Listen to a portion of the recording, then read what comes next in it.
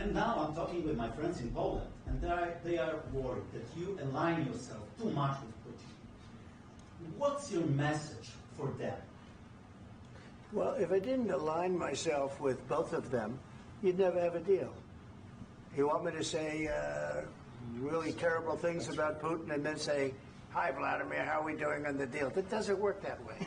I'm not aligned with Putin. I'm not aligned with anybody. I'm aligned with the United States of America and for the good of the world. I'm aligned with the world, and I want to get this thing over with. You see the hatred he's got for Putin. It's very tough for me to make a deal with that kind of hate. He's got tremendous hatred, and I understand that, but I can tell you the other side isn't exactly in love with, him either. So it's not a question of alignment. I'm aligned with the world. I want to get the thing set. I'm aligned with Europe. I want to see if we can get this thing done. You want me to be tough? I can be tougher than any human being you've ever seen. I'd be so tough. But you're never going to get a deal that way. So that's the way it goes. All right, one more question. I will respond to this. So look, for 4 years in the United States of America, we had a president who stood up at press conferences and talked tough about Vladimir Putin, and then Putin invaded Ukraine and destroyed a significant chunk of the country. The path to peace and the path to prosperity is maybe engaging in diplomacy. We tried the pathway of Joe Biden of thumping our chest and pretending that the President of the United States' words mattered more than the President of the United States' actions. What makes America a good country is America engaging in diplomacy. That's what President Trump is doing. Can I ask you? Sure. Yeah? Yeah. Okay. So he occupied our parts, big parts of Ukraine, part of East and Crimea. So he occupied it on 2014. So during a lot of years, so I'm not speaking about just Biden, but those time was Obama, then President Obama, then President Trump, then President Biden, now President Trump, and God bless, now President Trump will stop him. But during 2014, nobody stopped him. He just occupied and took. He killed people. You know what the contact 2015. 2014. 2014 and 2014. 2014. Yeah. So I was not here. Yeah, but that's exactly right. Yes, but during 2014 till 2022, the situation the same. The people have been dying on the contact line. Nobody stopped him. You know that we had conversations with him, a lot of conversations, my bilateral conversation, and we signed with him, me, like a new president. In 2019, I signed with him the deal. I signed with him, Macron and Merkel, we signed ceasefire. Ceasefire. All of them told me that he will never go. We signed him with gas contract. Gas contract. Yes, but after that, he broken the ceasefire. He killed our people and he didn't exchange prisoners. We signed the exchange of prisoners, but he didn't do it. What kind of diplomacy, JD, you are speaking about? What do you mean?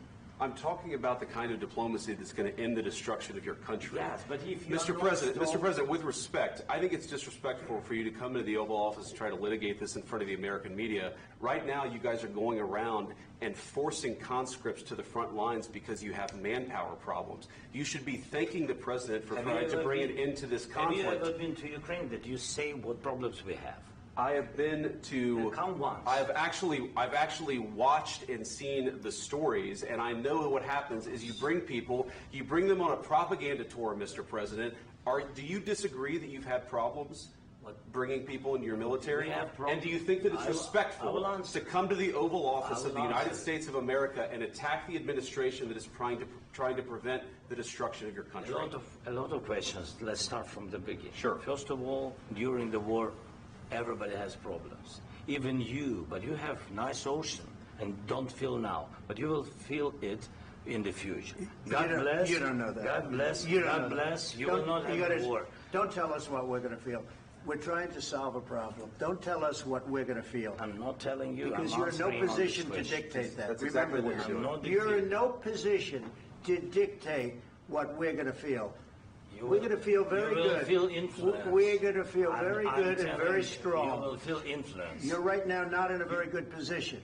You've allowed yourself to be in a very bad position, and he happens to be right about it. From the very beginning of the war. You're not in a good position.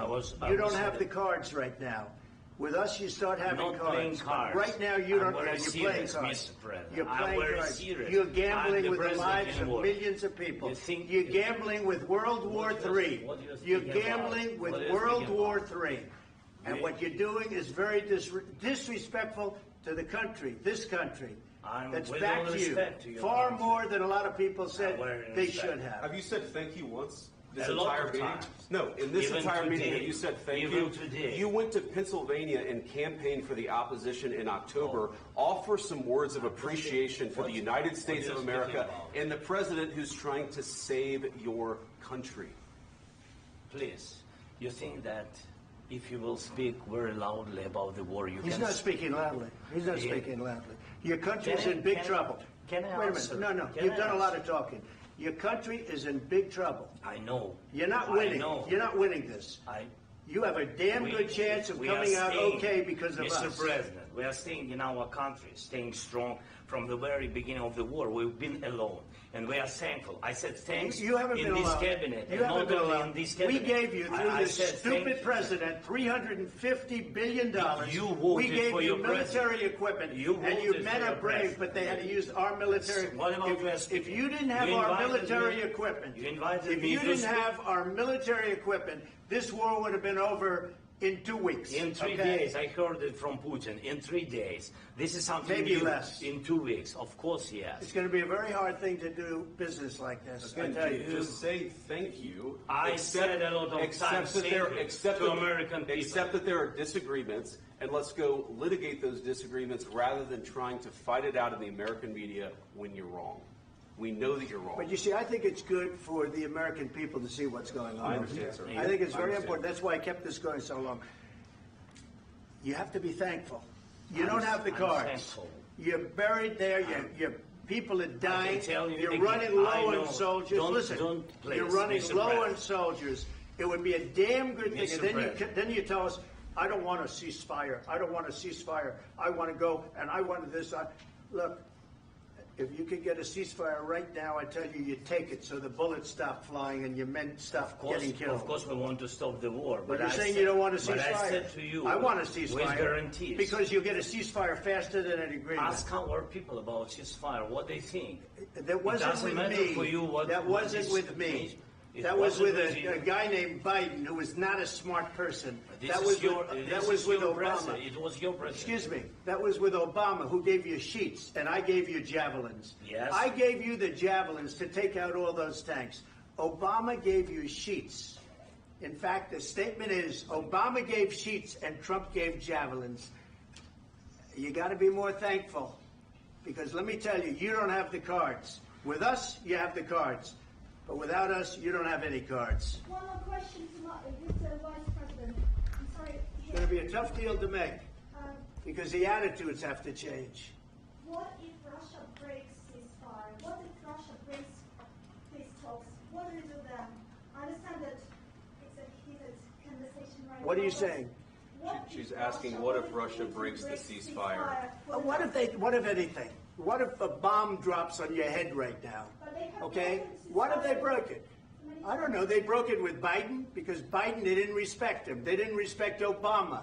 They respect me. Let me tell you, Putin went through a hell of a lot with me. He went through a phony witch hunt where they used him and Russia. Russia. You ever hear of that deal? That was a phony Hunter Biden, Joe Biden scam. Hillary Clinton, Shifty Adam Schiff. It was a Democrat scam. And he had to go through that. And he did go through it. We didn't end up in a war. And he went through it. He was accused of all that stuff. He had nothing to do with it. It came out of Hunter Biden's bathroom. It came out of Hunter Biden's bedroom. It was disgusting. And then they said, oh, the laptop from hell was made by Russia. The 51 agents. The whole thing was a scam. And he had to put up with that. He was being accused of all that stuff. All I can say is this. He might have broken deals with Obama and Bush, and he might have broken them with Biden. He did, maybe. Maybe he didn't. I don't know what happened. But he didn't break them with me.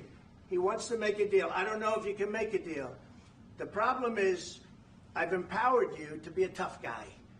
And I don't think you'd be a tough guy without the United States. And your people are very brave.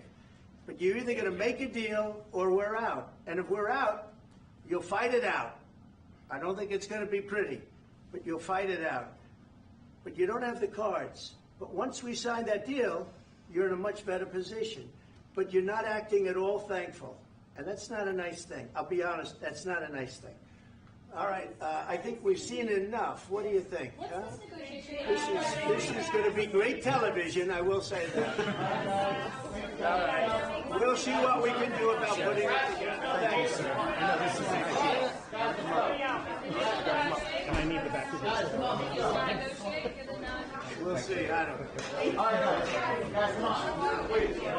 Hey, guys, come on. Let's move.